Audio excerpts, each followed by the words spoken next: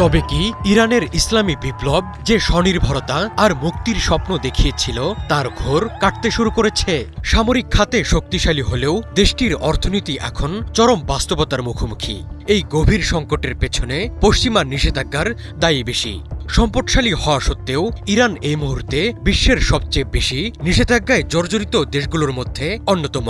তার উপর প্রশ্ন উঠেছে দেশটির অভ্যন্তরীণ অর্থনৈতিক অব্যবস্থাপনা নিয়েও। এমন পরিস্থিতিতে ইরানের এই নাজুক অর্থনীতির বিরুদ্ধে তীব্র হয়ে উঠেছে জনরোষ। ফলে ইসলামী বিপ্লবের পতন ঘনিয়ে এসেছে কিনা সেই প্রশ্ন এখন জোরেশোরেই ঘুরপাক খাচ্ছে।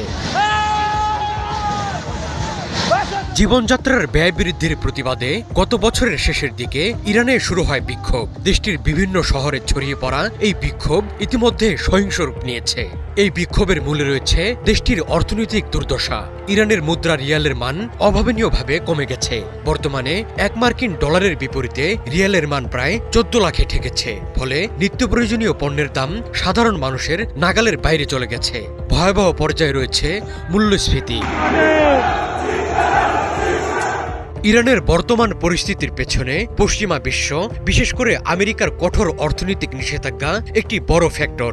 কয়েক দশক ধরে চলা মার্কিন নিষেধাজ্ঞার কারণে ইরান বিশ্ববাজারে তেল বিক্রি করতে হিমশিম খাচ্ছে এবং আন্তর্জাতিক ব্যাংকিং ব্যবস্থা থেকে বিচ্ছিন্ন হয়ে আছে। এটি দেশটির বৈদেশিক মুদ্রা অর্জনের পথ প্রায় বন্ধ করে দিয়েছে। পশ্চিমাদের দাবি ইরান পারমাণবিক অস্ত্র তৈরি করছে। এই অজুহাতে চাপিয়ে দেওয়া নিষেধাজ্ঞাগুলো দেশটির সাধারণ মানুষের জীবনযাত্রাকে বিপর্যস্ত করে তুলেছে। ইরানের এই অর্থনৈতিক অস্থিরতার পেছনে রয়েছে অভ্যন্তরীণ কারণও। দশকের পর দশক ধরে চলা দুর্নীতি, ভুল অর্থনৈতিক পরিকল্পনা আর রাষ্ট্রীয় খাতের অদক্ষতা এই সংকটের মূল ভিত্তি তৈরি করেছে।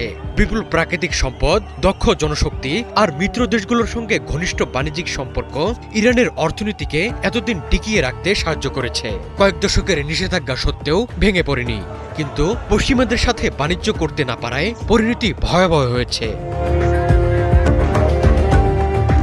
1979 সালের ইসলামী বিপ্লবের পর ইরান আত্মনির্ভরশীল হওয়ার এক উচ্চাভিলাষী লক্ষ্য নিয়ে যাত্রা শুরু করেছিল।